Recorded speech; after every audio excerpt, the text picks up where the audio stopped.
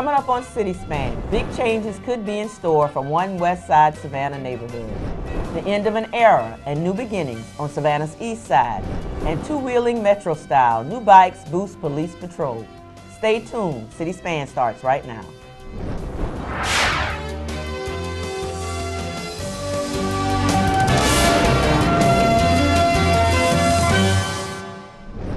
Hello everyone, I'm Margaret Williams. Welcome to City Span, your source for news and information about Savannah City government. I've got company on the City Span desk this month. I'd like to introduce everyone to Bret Bell, Public Information Director for the City of Savannah. Welcome aboard, Bret. Thanks for having me, Margaret. You know, it was 7 years ago that you and I sat down with the entire public information staff to create a new strategy for keeping our citizens informed. That's right. We reworked the website, we developed new plans for social media and citizen engagement, and laid out fresh programming for Savannah government television. CitySpan was one of those changes, and through the leadership of SGTV coordinator Wayne Nix, it continues to evolve to help us better tell the stories of the city of Savannah. The addition of Bret to the CitySpan desk is part of this evolution. Thanks for making room for me, Margaret.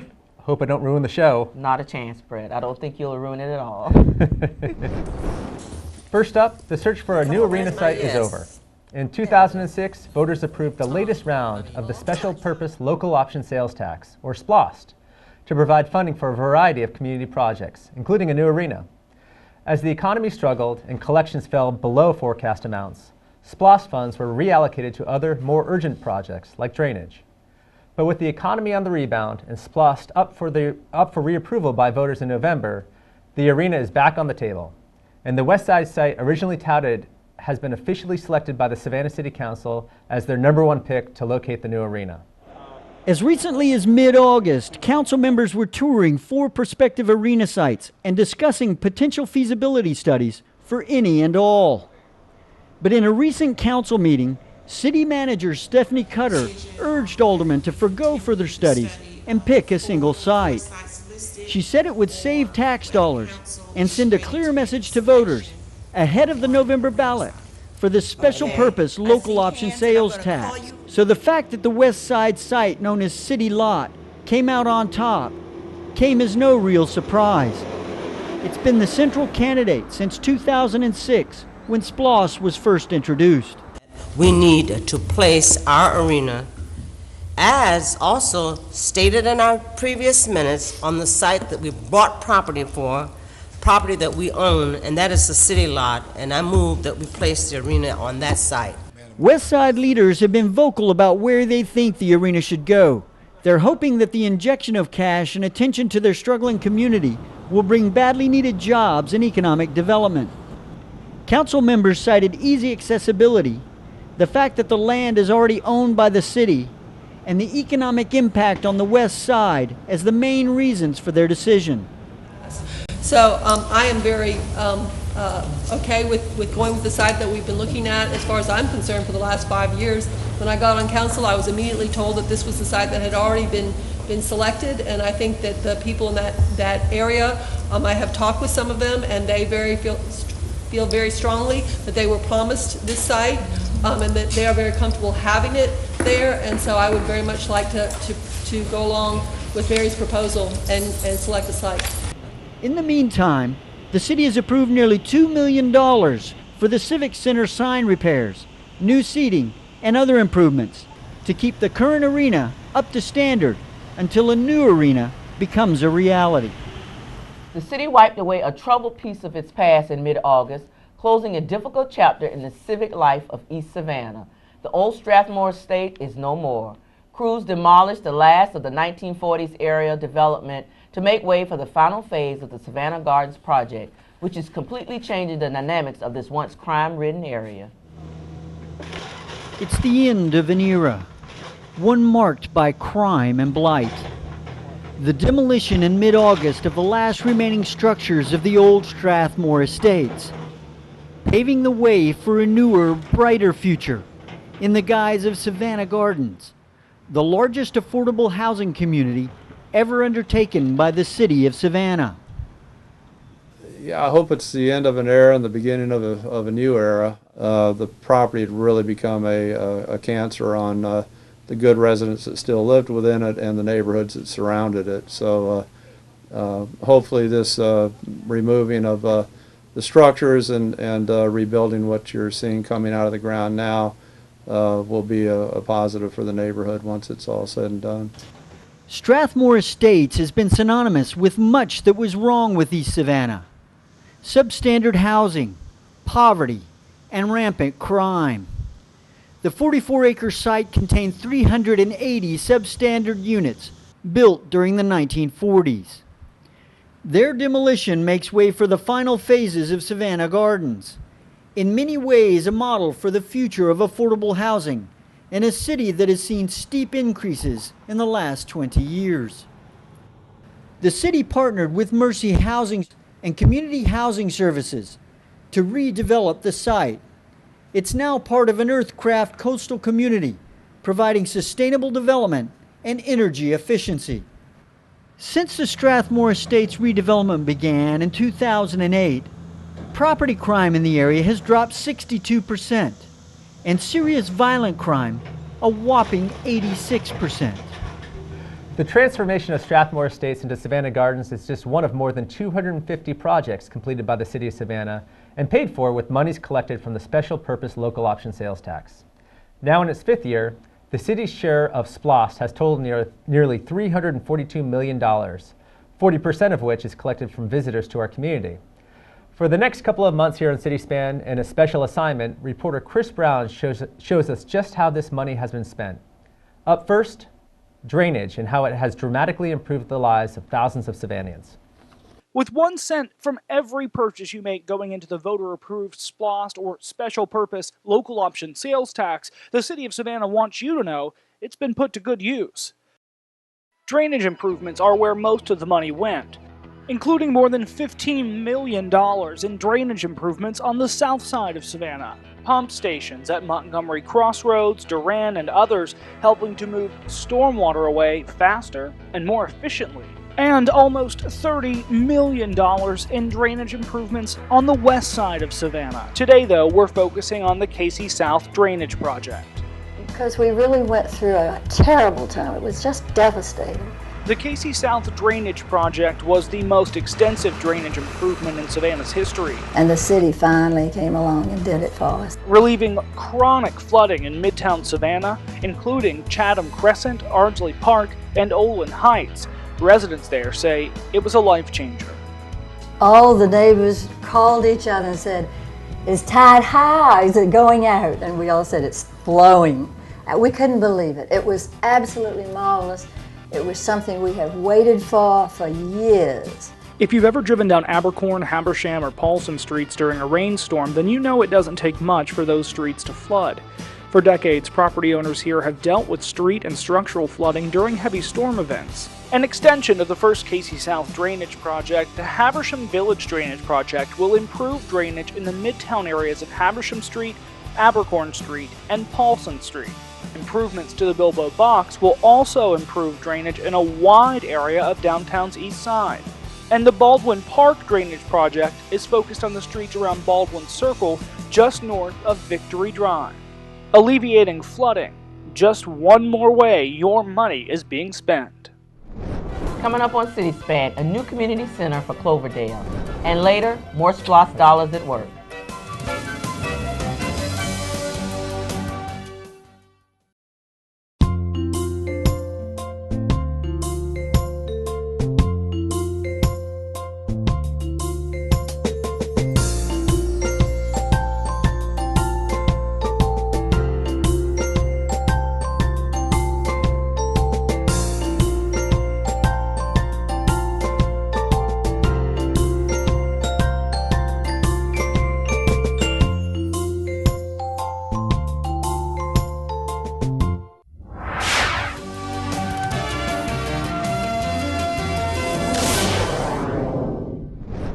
Welcome back. Alderman-at-Large Carol Bell took government to the streets last month, hosting the first Ask an Alderman event in Savannah's District 1.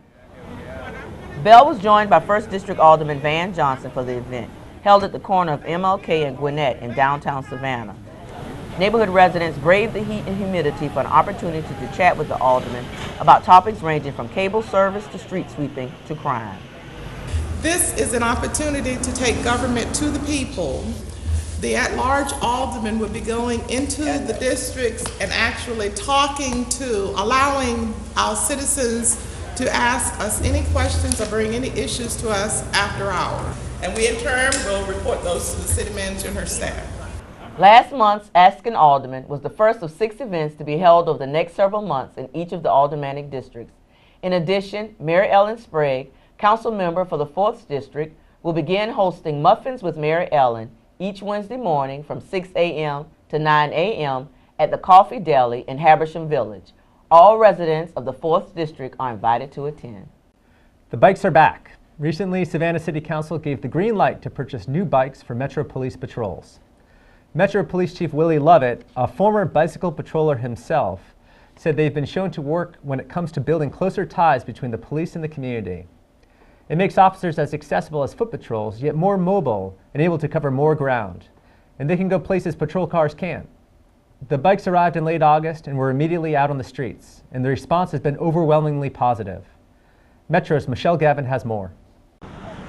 A fleet of police patrol bicycles have hit the streets. The Savannah-Chatham Metropolitan Police Department now has 25 specifically equipped Red Line mountain bikes.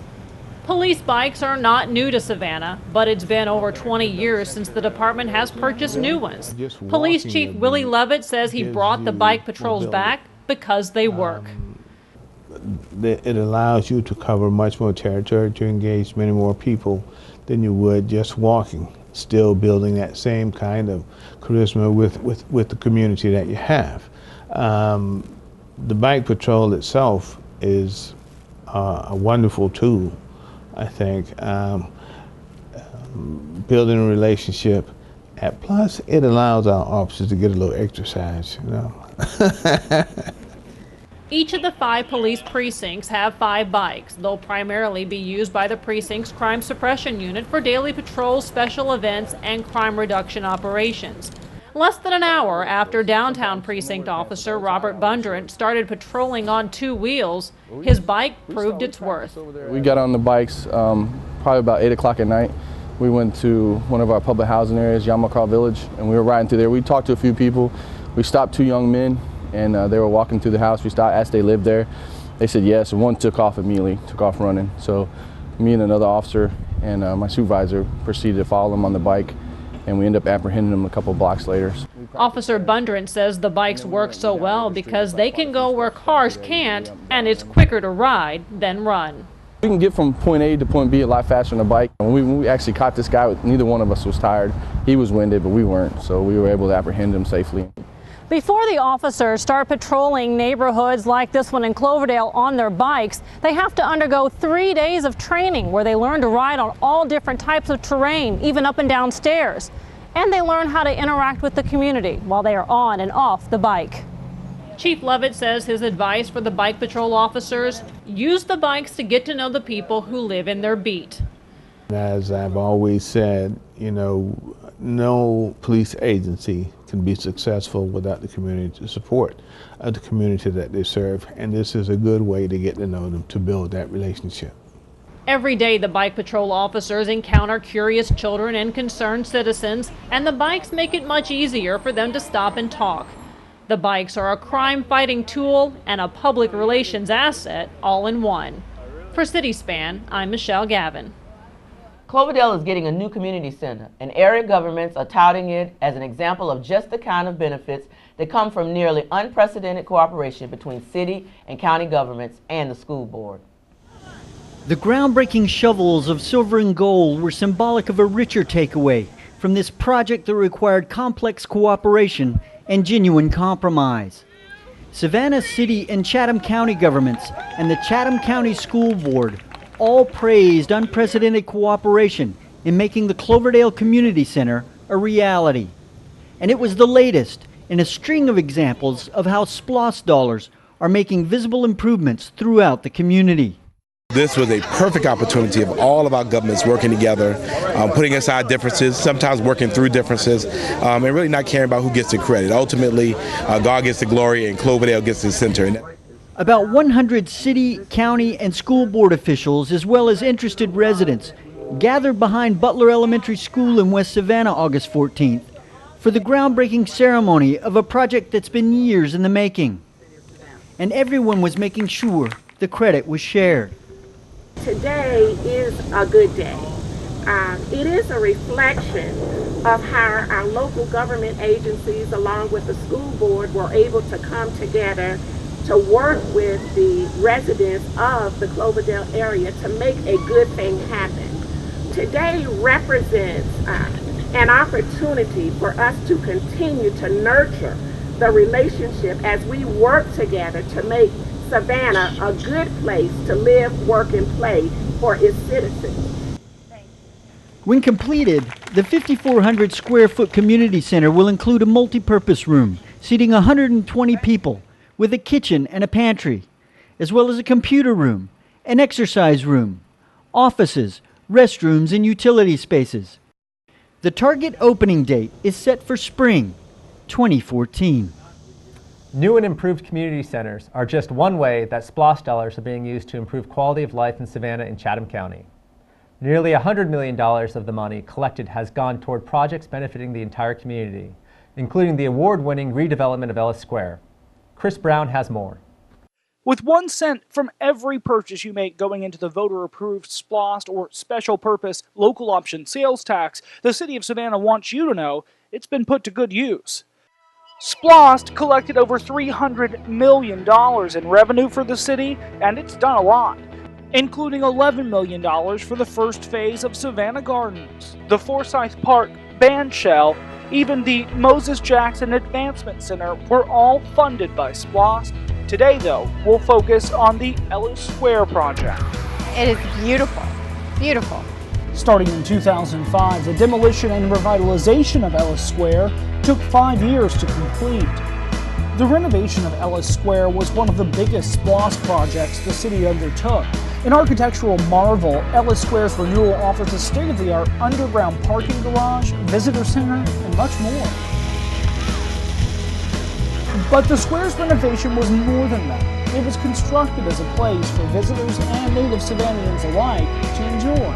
We knew that there was a fountain in the city that the kids could run around in, and great places to eat, so we piled the kids in the car and came downtown for lunch. Whether it's splashing around in the fountain on a hot summer day, what's the best part about it? The water. Playing a life-size game of chess or enjoying a public concert, or just taking in the sights and sounds of the city right in the heart of it. The renovation made the square, which is one of the city's first, an open space for everyone to enjoy. And with that, the project has spurred more than $100 million in private investment in the area. Ellis Square, just one of the ways your money is being spent. As part of its Thrive initiative, the city continues to institute programs that help make Savannah a greener place by helping to reduce the city's carbon footprint and promoting an eco-friendly and sustainable community. City of Savannah Sustainability Coordinator Garrison Marr has more on a friendly competition that makes you and your neighbors' homes more energy efficient and your utility bills a little lighter. What do you get when you cross volunteers from the green building industry, donated materials from the United States Green Building Council, and a whole bunch of houses? Operation Green Street, of course. Operation Green Street is a partnership between the Savannah branch of the U.S. Green Building Council and the City of Savannah in a scaling up of last year's successful weatherization day. How does it work? The U.S. Green Building Council purchases materials and recruits volunteers from its membership and partners, and the City of Savannah provides coordination for the day of the event. On the big day, volunteers make common sense, do-it-yourself style energy efficiency improvements to benefit local families, making the street greener and the bills a little lighter. Here's where you come in. Operation Green Street will be headed to the neighborhood that receives the most votes in the green ballot box found online at savannahga.gov/greenstreet. The form is easy. Simply vote for your block and give a 1 to 2 sentence explanation of why Operation Green Street should come to your block. Most votes wins and the explanation breaks a tie. The ballot is open until October 15th and the event date is targeted for early November.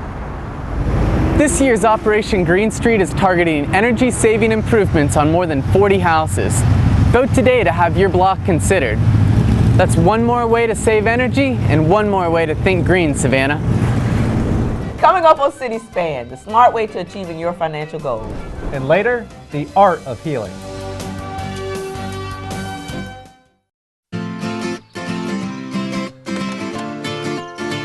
Georgians are people on the move, with a wide range of choices on how they get from where they are to where they're going, and all points in between. Just remember, you're sharing your view with others. Be visible, be predictable, and be alert. No matter how you travel, follow traffic laws. Let's get there together, Georgia. A message from the Governor's Office of Highway Safety and Georgia Bikes. Hey, Mom.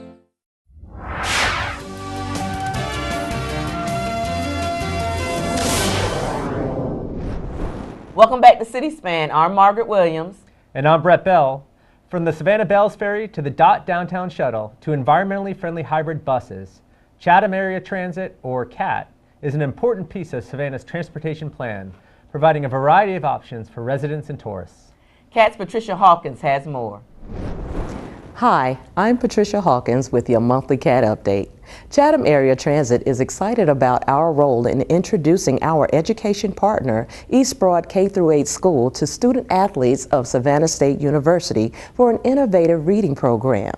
Read with SSU Tigers pairs approximately 40 student athletes with third grade students to promote better reading performance. The athletes tutor and mentor each student twice each month in classroom settings under the supervision of the school's teaching staff. Incentives and awards of achievement are also part of this initiative, and we'll keep you updated on the progress. CAT is moving forward with the implementation of its new bike sharing program. This pilot program will include an 8-bike station located at our new transit facility at 610 West Oglethorpe Avenue. The bike should be available for use just as the summer heat begins to cool off. And finally, the Joe Murray Rivers Jr. Intermodal Transit Facility is nearing completion. A few of our employees have already moved into the center. The contractors are putting the final touches in place, and we're excited about showing off this LEED certified building to the community, and plans for the dedication and grand opening are set for October the 4th. Until next time, I'm Patricia Hawkins, and as always, thank you for catching a cat. Each month on City Span, we team up with the folks at Bank on Savannah, an initiative of Step Up Savannah, to provide you with easy tips to help you make the most of your money. With more, here's Richard Reed from Consumer Credit Counseling Service of Savannah. Do you have a written financial goal? Examples of financial goals include becoming a homeowner, getting debt-free, or having an emergency fund. Financial goals can help guide our financial behavior and spending habits. Today, we will talk about how to plan and achieve your financial goals. Make sure you have SMART financial goals. First, be specific about what you would like to achieve. Saving money works great, but knowing what you want to save for works better. By labeling a specific financial goal, you can know exactly when you achieve it. Next, set a measurable amount it will take to achieve your goal. Assigning an amount to your goals makes it more real. Third, decide what action steps you will take. This may mean choosing not to go out to lunch with coworkers and bringing lunch to work instead. Or it might mean setting up a direct deposit into a savings account. Fourth, be realistic about what you can achieve. Most of us cannot become a millionaire overnight. It takes time to achieve our goals, and that is what makes them worthwhile. And finally, it is always helpful to decide on a time frame. When your goal has an end date, you can create positive momentum as you work towards this goal. By writing it down, you're 3 times more likely to achieve your financial goal. And put your goal someplace that you see daily, like the refrigerator, your computer, or a reminder on your cell phone. Seeing your goal daily can help that new car, a college education, or a dream vacation become a reality. Stay tuned next month when we'll discuss how to protect your identity. Until next time, I'm Richard Reeve, and you can bank on this.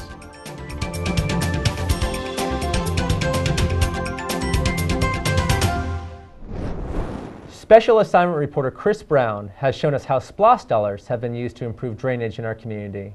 and how the city's use of just over $12 million in SPLOST funds to redevelop Ellis Square has spurred more than $100 million in private investment. Next up, parks. With 1 cent from every purchase you make going into the voter-approved SPLOST or special purpose local option sales tax, the City of Savannah wants you to know it's been put to good use. SPLOST allotted more than $35 million with park improvements, including more than $2 million for neighborhood park renovations, more than $4 million for improvements to Daffin Park, and more than $2 million for Bacon Park recreation facilities. Today, though, we'll focus on the Savannah Children's Museum. Using your money, the City of Savannah, along with the Coastal Heritage Society, helped open the Savannah Children's Museum first phase in 2012, called Exploration Station. Located in historic downtown, Exploration Station is a 1-acre, 2-level outdoor exhibit area featuring themes such as math, music, literacy, culture, science, and art that engage children's imaginations and provide a whimsical space to learn through play. Children don't come to Savannah to see historic houses or parks. This is something for them to do now. SPLOST, along with the Newman's Own Foundation, allocated funds used to stabilize and restore former buildings at the Railroad Roundhouse to house the Savannah Children's Museum. And so their parents will feel much more encouraged to bring their families here and have something for the children to do. Not just SPLOST, but a community-funded, visitor-supported organization, the Savannah Children's Museum provides a creative and interactive environment, encouraging learning through play, reflecting coastal Georgia. Exhibits and programs have been designed with children in mind and encourage a lifetime of learning and growing. The Savannah Children's Museum, just one more way your money is being spent. And finally, you know, Brett, there's a beautiful and inspiring exhibit going on at the Beach Institute through October 5th, providing hope for kids who found themselves in troubled circumstances. Abused as a young man, artist George Miller turned to art to work through the painful experiences of his life, and now he uses art to advocate for children. And he uses it as therapy, helping kids cope with their pain. His art is filled with messages of hope and empowerment. Aaron Seals has more in this month's The Beat. I'm sitting here with George E. Miller at his Heart and Soul exhibit here at the King Tisdale Museum, and today we're going to talk about some of his artwork that he has on display. So George, could you tell me a little bit about the artwork that you do? All of the artwork that you see there hanging out on the walls, I've created for different organizations that advocate for children. So as you go around and you look at each piece has a different story to it. But all the pieces as a whole advocate for children. I love to hide messages in my artwork. The messages are mostly for the children, but in time I learned that adults like to look for hidden messages just as much as the kids do. A lady asked me once why I hid the messages in the pictures that I hide in the pictures, and the answer is because sometimes kids do better when they find things for themselves. Sometimes we can tell them the same thing over and over till we're blue in the face and they just don't get it. But when they find it out for themselves, that's when it seems to hit home for them. And because of some abuses that I experienced as a kid, then my art was my escape. It was my way to find something inside myself to help me heal. So now I know for a fact that when I go into the schools and to the centers and I work with the kids, that I have something viable that I can share with them, that I can tell them with all honesty that if you can get off into your art and you can pour yourself into it, that it will help you heal from anything that you might be going through. And so if I can give a little bit of that to each one of those kids, then I've achieved mountains. Thank you, George, for speaking with us today and coming out to visit us. His artwork is going to be on display here at the King Tisdale Museum until October 5th. I'm Erin Seals, The Beat. You know, Margaret, people like that with the talent as true and as pure as that really amaze me and humble me.